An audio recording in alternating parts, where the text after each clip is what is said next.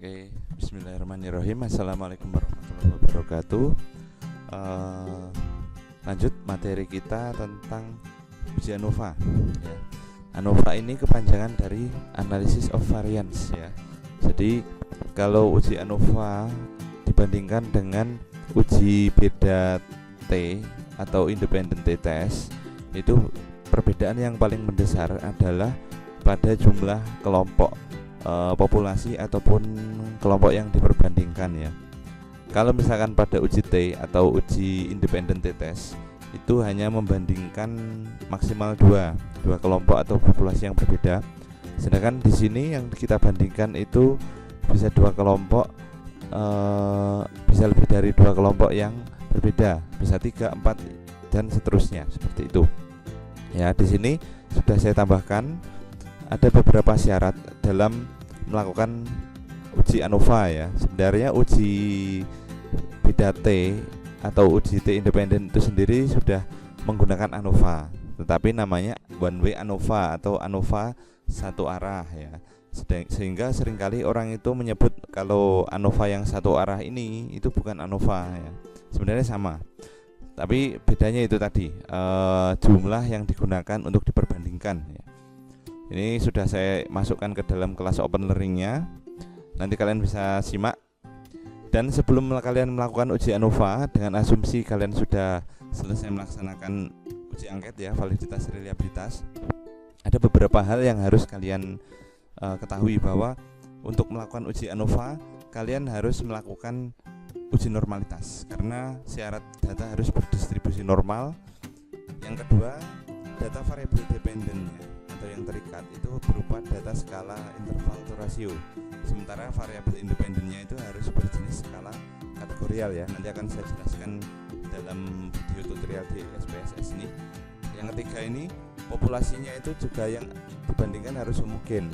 Makanya nanti dalam tesnya ini kalian harus uji homogenitas, tetapi sebenarnya nanti kita bisa sekalian uji homogenitas pada saat uji ANOVA ini. Kemudian yang keempat itu, sampel populasinya yang digunakan harus independen, dalam artian misalkan di contoh ini nih, di sini kan saya membandingkan post testnya dengan 3 metode pembelajaran yang berbeda, ada inquiry, ceramah, dan diskusi. Masing-masing ini siswanya kan berbeda, jadi bukan diambil dari siswa yang sama. Kelas inquiry ya dengan materi yang sama tapi metode ngajarnya yang berbeda. Kemudian yang post test ceramah juga seperti itu. Jadi maksudnya independen, ketiga kelas ini harus saling terpisah ya, seperti itu. Kemudian di sini saya juga mau membandingkan jenis kelaminnya juga. Jadi tidak hanya dari metode pembelajarannya yang digunakan, tetapi juga jenis kelamin. Seperti itu. Jadi kira-kira hipotesisnya seperti ini nih. Setidaknya ada 3. Yang pertama ya, ada perbedaan hasil belajar siswa yang signifikan ya berdasarkan metode belajar yang digunakan ya, jadi metode yang digunakan kan 3. Yang kedua, ada perbedaan hasil belajar siswa berdasarkan jenis kelamin. Jenis kelamin kan hanya ada 2 kan, laki-laki dan perempuan. Dan yang ketiga ini, ada interaksi metode pembelajaran ya dengan jenis kelamin dalam menentukan hasil belajar siswa. Maksud hipotesis yang ketiga ini berarti saya berasumsi bahwa ada interaksi, ada hubungan antara metode belajar dengan jenis kelamin yang bisa mempengaruhi hasil belajar berupa post test. Oke, langsung kita coba menggunakan SPSS. Pertama kita buka dulu filenya. Oke, ini yang saya gunakan. Jadi tidak langsung dari sini, karena saya untuk mempermudah harus membagi sehingga menjadi seperti ini ya. Jadi per kelas itu saya bagi terlebih dahulu. Katakanlah untuk post test, untuk yang kelas inquiry ini saya kasih kode kelas 1, kodenya 1. Untuk yang ceramah kodenya itu 2. Untuk yang diskusi kodenya adalah 3.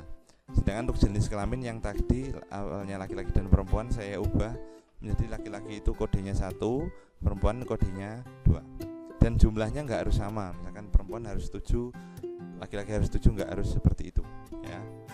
Oke, kalau sudah diubah ini berarti ada di sheet 1 ini ya. Selanjutnya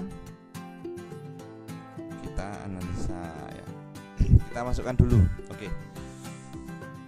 Di sini di bagian variable view ya, kita langkah pertama, oke, ini harus kita jadikan satu terlebih dahulu ya, jadi supaya nanti bisa diolah ya.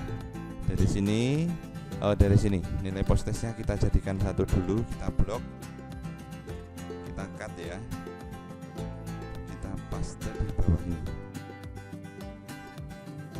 Demikian juga untuk yang kategori kelasnya, sehingga dia nanti harapannya menjadi satu baris. Oke, sekarang yang ini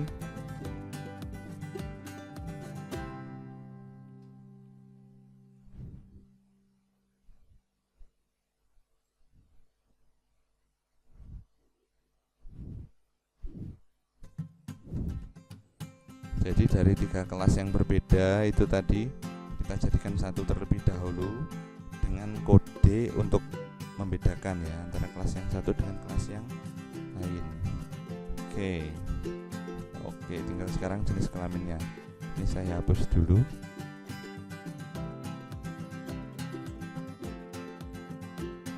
Oh iya, ini tadi jenis kelaminnya. Oke, ya sudah, ini saya duplikasi langsung saja. Ya, semestinya jumlahnya sama seperti ini tadi. Ikuti.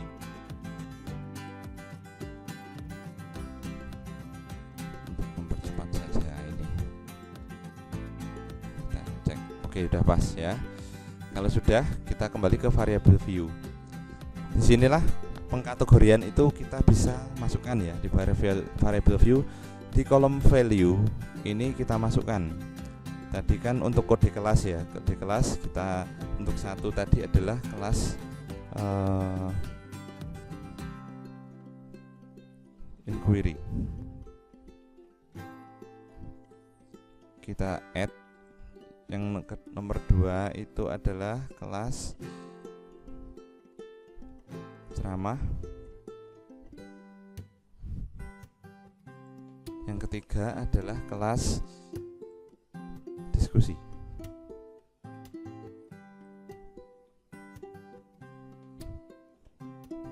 Oke, kalau sudah klik OK di sini.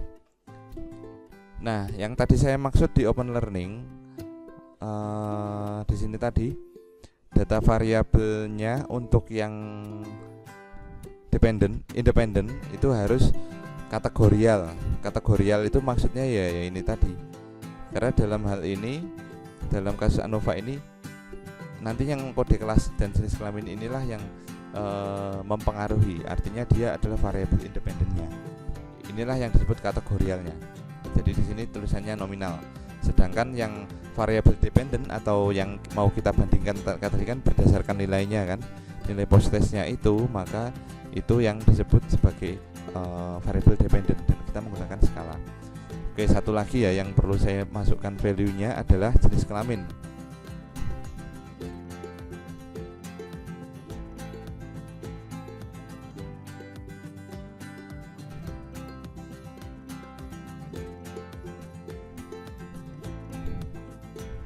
Ngetiknya agak lama karena satu tangan saya memegang mikrofon ya. Yang satunya adalah perempuan. Teman-teman sudah semua? Kalau sudah klik OK. Kita kembali ke data view ya. Kalau sudah, maka datanya siap untuk kita analisa. Langkah pertama klik analyze, kemudian general linear model ya. Kita klik yang univariate.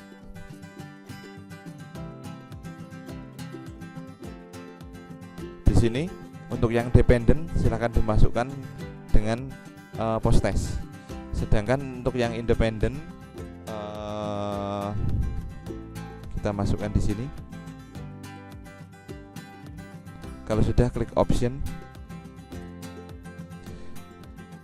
Oke, di sini ketiganya ini harus kita masukkan ya. Jadi ini maksudnya adalah ada kode kelas dan jenis kelamin.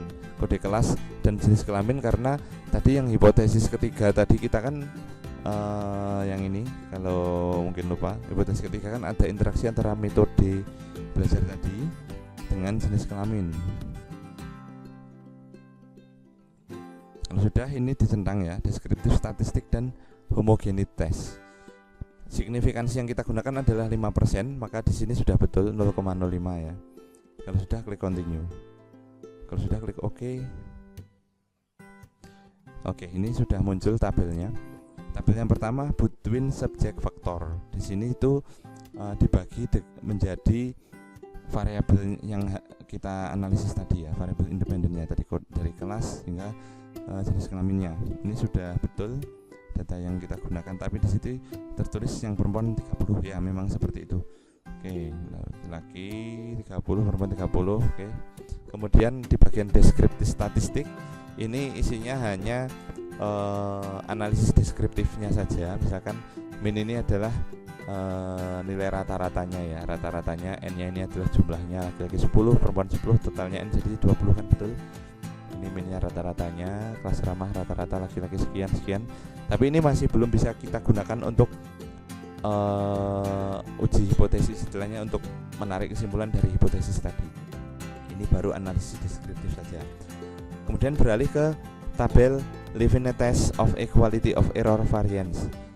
Di sini kita bisa melihat nilai sig ya. Nilai sig itu, jadi kalau misalkan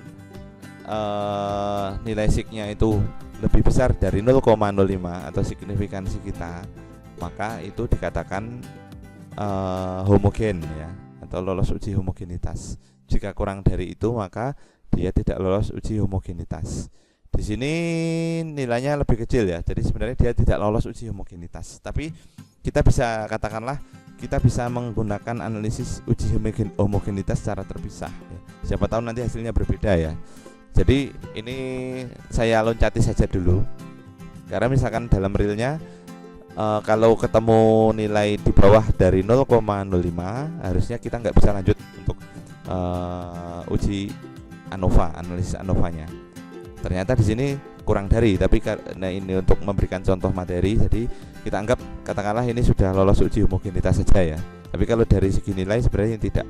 Oke ya, kita masuk ke di sini tabel test of between subject effect. Disinilah kita bisa menentukan hipotesis mana yang diterima, apakah H0 atau H1 ya. H0 itu kan biasanya mengatakan bahwa dia tidak ada hubungan seperti itu. Kalau H1 itu kan ada hubungan. Nah, lihatnya dari mana? Di sini ada beberapa kolom ya. Kolom yang pertama ini isinya adalah variabel-variabel yang kita gunakan. Kolom kedua itu isinya angka-angka hasil analisa ya. Oke. DF-nya ini degree of freedom-nya. Mean square itu adalah rata-rata kuadrat. F-nya ini adalah F hitung. Jadi selain dari nilai sig-nya nanti, kita sebenarnya bisa melihat dari membandingkan antara F hitung dengan F tabel ya. Sama seperti ini. Yang uji homogenitas tadi juga ada nilai F hitungnya juga. Oke. Dari mana kita tahu hipotesisnya diterima yang mana ya? Kita lihat yang di sini. Langsung ke bagian kode kelas ya. Tadi kan kode kelas untuk menandakan 3 jenis kelas yang mau kita bandingkan. Thread langsung masuk ke signifikansi ya. Di sini apabila nilai signifikansi kurang dari 0,05 atau kurang dari signifikansi 5%, maka yang diterima adalah hipotesis A. Hipotesis apa atau H1 ya. H1 tadi sini ya. Kode kelas itu untuk mewakili ini metode belajar ya. Berarti ini diterima. Ada perbedaan yang signifikan antara hasil belajar siswa berdasarkan metode belajar yang digunakan ya. Berarti itu terbukti. Yang kedua, kita lihat dari jenis kelaminnya. Apakah benar jenis kelamin itu mempengaruhi hasil belajar ya. Kita lihat nilai sig-nya itu 0,133 atau dia lebih besar dari 0,05, maka yang diterima adalah H0. H0 berarti kebalikan dari HA. Berarti ya kita lihat apakah jenis ini adalah HA-nya. Berarti tidak ada perbedaan yang signifikan hasil belajar siswa berdasarkan jenis kelamin ya. Tidak ada perbedaan yang signifikan, itu bisa jadi sama, bisa jadi ada bedanya tapi kecil sekali, jadi tidak cukup untuk dikatakan signifikan. Dan yang terakhir ya, ada interaksi antara itu tadi metode belajar dengan jenis kelamin ya. Di sini kita lihat nilainya juga lebih besar dari 0,05. Berarti ini tidak ada hubungan yang signifikan, atau bisa dikatakan tidak ada interaksi metode belajar yang digunakan dengan jenis kelamin siswa dalam menentukan hasil belajar siswa. Maksudnya adalah gabungan dari metode belajar ini ketika dia berinteraksi dengan jenis kelamin itu tidak mempengaruhi hasil belajar siswa secara signifikan. Berarti dari ketiga ini tadi yang diterima adalah hipotesis 1 ya. Artinya hipotesis yang kedua dan ketiga ini bukan berarti salah, tapi memang temuannya adalah hipotesis 0 yang diterima ya. Temuannya adalah tidak ada perbedaan yang signifikan untuk hipotesis kedua dan hipotesis ketiga. Seperti itu. Saya lanjutkan sedikit. Di sini ada kolom ya. Jadi dia marginal means-nya per masing-masing variabel ini. Yang pertama di variabel independen yang untuk metode belajar ya. Kode kelas itu untuk metode belajar. Lower bound ini maksudnya adalah berkisar antara nilainya berkisar untuk kelas inquiry antara 77 hingga maksimal adalah 81,95. Untuk kelas ceramah itu lower bounds-nya atau berkisar ya, intervalnya antara 66,3 hingga 70. Diskusi juga seperti ini. Min-nya adalah nilai rata-ratanya, rata-rata dari masing-masing kelas. Ini juga. Oke, seperti itu analisanya ya. Jadi nanti akan saya tuliskan di kelas open learning terkait dengan kriteria H0 atau HA yang diterima. Seperti itu. Oke, semoga bisa dipahami. Wassalamualaikum warahmatullahi wabarakatuh.